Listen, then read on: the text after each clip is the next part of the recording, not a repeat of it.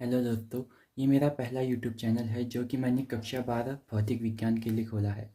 दोस्तों, ये इस चैनल की पहली वीडियो होने जा रही है, जिस वीडियो में मैं भौतिक विज्ञान का बहुत ही इम्पोर्टेंट टॉपिक कराने जा रहा हूँ, जो कि है वैद्युत विभव की अक्षीय स्थिति पर वैद्युत क्षेत्र की तीव्रता।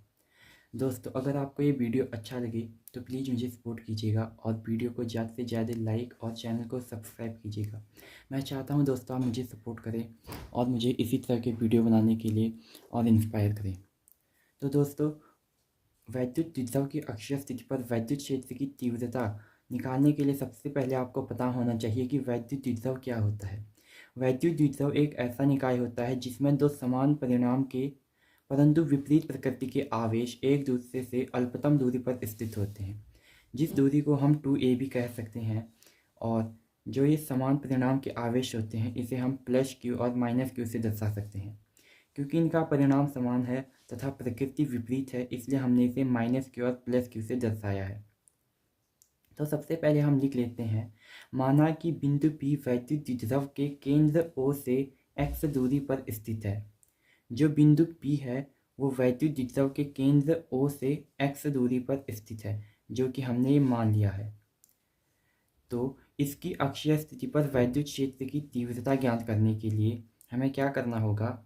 सबसे पहले लिखते हैं, हम जानते हैं कि E is equal to 1/4πε0 Q/r² होता है, जो कि r² बिंदु से वैद्युत विभव के केंद्र से बिंदु तक की दूरी है। पर लेकिन जो यहाँ पर r है वो माइनस क्यू के लिए x प्लस ए है तथा प्लस क्यू के लिए x माइनस ए है। तो सबसे पहले लिखते हैं, माइनस क्यू के लिए विद्युत क्षेत्र की तीव्रता निकालते हैं। माना माइनस क्यू के लिए ये E1 है, तो 1/4πε0 तो कांस्टेंट है, क्यू भी वही रहेगा क्योंकि ये अदिश राशि है, तो हम माइनस नहीं लगाएंगे अभी। और r की जगह पर माइनस क्यू के लिए हमारे पास x प्लस ए है, तो r की जगह पर x प्लस ए लिखा और r का स्क्वायर था इसलिए इसका होल स्क्वायर लिख दिया। तो इसको हम मान लेते हैं समीकरण 1। अब प्लस क्यू के लिए माना E2 विद्युत क्षेत्र की तीव्रता है, तो इसके लिए हम लिखते हैं E2 is equal to 1/4πε0 Q। इसमें भी Q ही रहेगा क्योंकि ये सदिश राशि है, इसलिए हम प्लस माइनस अभी नहीं लगाएंगे। और लेकिन प्लस Q के लिए R है x माइनस ए, क्योंकि ये यहाँ से यहाँ तक की दूरी x थी और ये a है, इसीलिए x में से हमने a कम कर दिया, तो x माइनस ए ये वाली दूरी बच जाएगी। तो r की जगह पर हमने यहाँ x माइनस ए लिख दिया। क्योंकि r का स्क्वायर था इसलिए हमने x माइनस ए का होल स्क्वायर लिखा। इसको हम समीकरण 2 मान लेते हैं। अब हमको क्योंकि पूरा चाहिए, पूरे विद्युत विभव के कारण विद्युत क्षेत्र चाहिए, तो इसके लिए हम करते हैं E is equal to E1 plus E2, दोनों का सदिश योग होगा। पर लेकिन हमको इनकी दिशा देखनी होगी। ये माइनस क्यू है, माना इस पर एक Q0 परीक्षण धनावेश है। परीक्षण धनावेश हमें यहाँ पर मानना होता है। जो ये माइनस क्यू है, माइनस प्लस को अपनी ओर खींचेगा, इसीलिए इसकी दिशा इधर को होगी। क्योंकि प्लस माइनस को अपनी ओर खींचेगा, इसकी दिशा इधर को होगी। और प्लस प्लस को प्रतिकर्षित करेगा, इसकी दिशा इस तरफ होगी। दोनों की दिशा विपरीत है, इसीलिए हम E1 माइनस E2 करेंगे। E1 इसके कारण था और E2 इसके कारण था।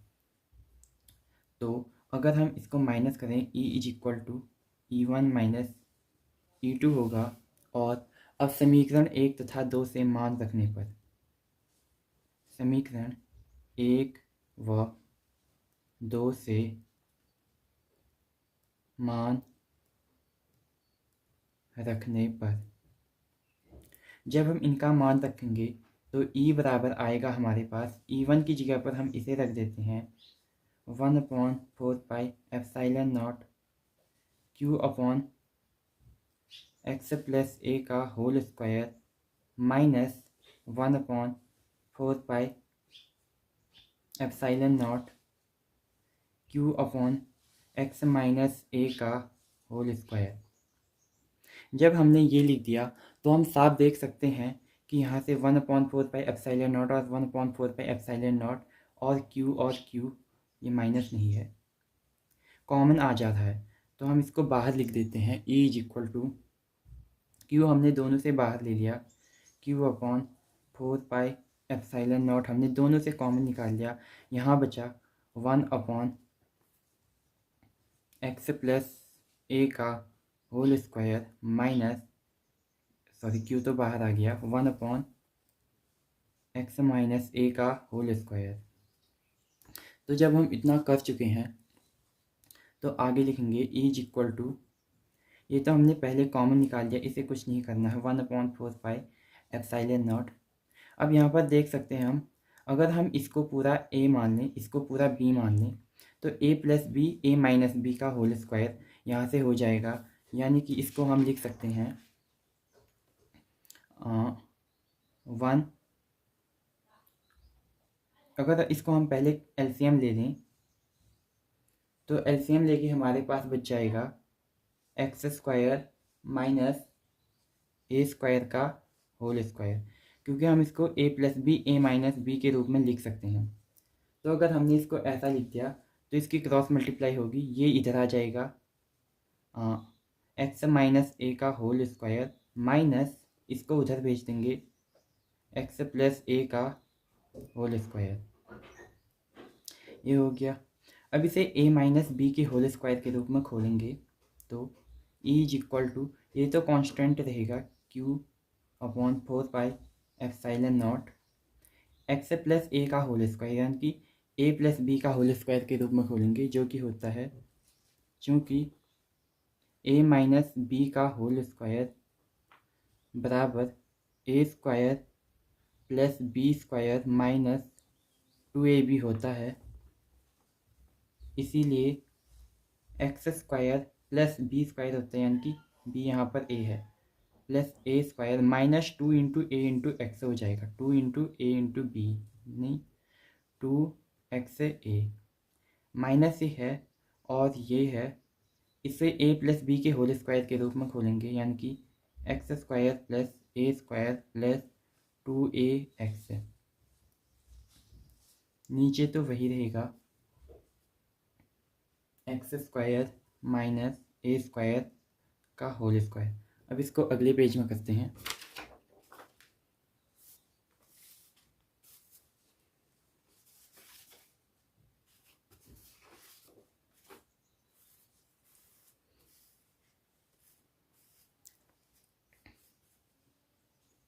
तो हमारे पास है E is equal to Q/4 pi epsilon naught x square plus a square minus 2xa। अब ये माइनस की मल्टीप्लाई इससे करेंगे तो यह हो जाएगा minus x square minus a square minus 2ax, ये हो जाएगा। और नीचे तो सेम ही रहेगा, x square minus a square का होल स्क्वायर।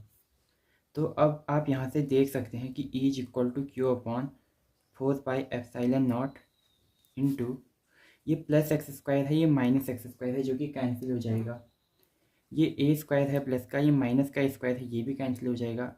माइनस 2ax है और ये माइनस 2xa है और ये माइनस 2ax है, जो कि बराबर ही होगा।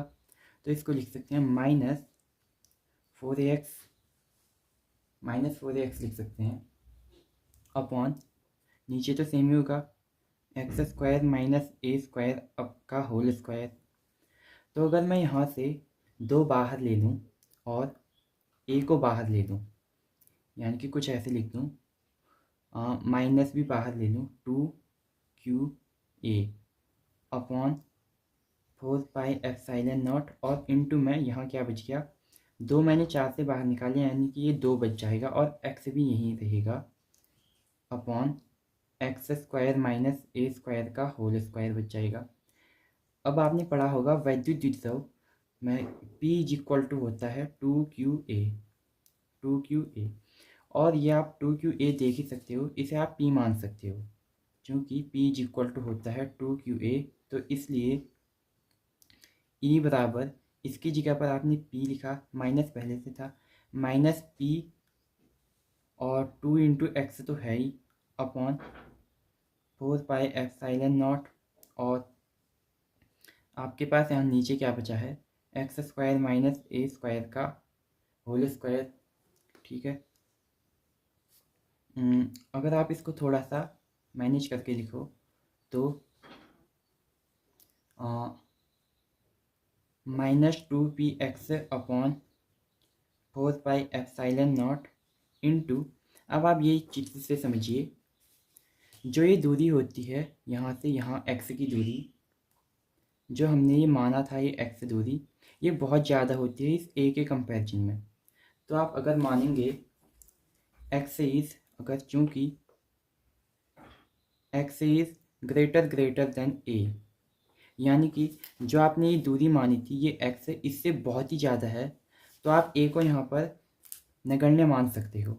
तो अगर हम a को नगण्य माने, शून्य माने लगभग, तो ये हो जाएगा एक्स स्क्वायर का होल स्क्वायर, क्योंकि हमने a को अप्रॉक्स 0 मान लिया। तो e is equal to -2px upon 4 pi epsilon naught x की पावर 4, x की पावर 4। अभी x से आप x की एक पावर काट देंगे तो यहाँ पे 3 बच जाएगा। तो आप इसको लिख सकते हैं e is equal to -2p upon 4 pi epsilon naught x cube. यही होता है वैद्युत द्विध्रुव की अक्षीय स्थिति पर विद्युत क्षेत्र की तीव्रता। आई होप गाइस आपको ये समझ आया होगा। अगर आपको मेरे एफर्ट बिल्कुल भी अच्छे लगे तो आप प्लीज़ मुझको सपोर्ट कीजिए और इस चैनल को आगे बढ़ाने में मेरी सहायता कीजिए। और अंत में बस इतना ही कहूँगा, वीडियो को ज़्यादा से ज़्यादा लाइक कीजिए और शेयर कीजिए अपने दोस्तों के साथ। Thank you guys.